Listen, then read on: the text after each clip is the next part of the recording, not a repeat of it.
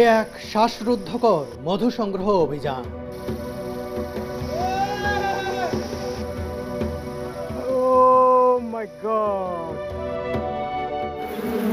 মৌমাছিগুলো ছেঁকে ধরেছে চারপাশ থেকে।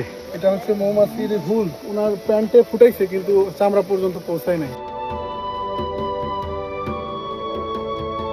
এই কাজে রীতিমতো জীবন বাজি রাখেন দুঃসাহসী মৌয়ালরা। এটি কোনো সাধারণ মধু নয়, নেপালের বিখ্যাত ম্যাডহানি তথা পাগলা মধু এটি।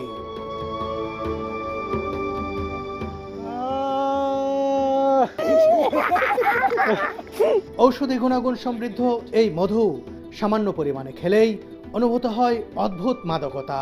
ভয় পেয়ে গেলাম যে পরিমাণ মধু খাইলাম। আসলে এই পাগলা মধু 1.5 চামচের বেশি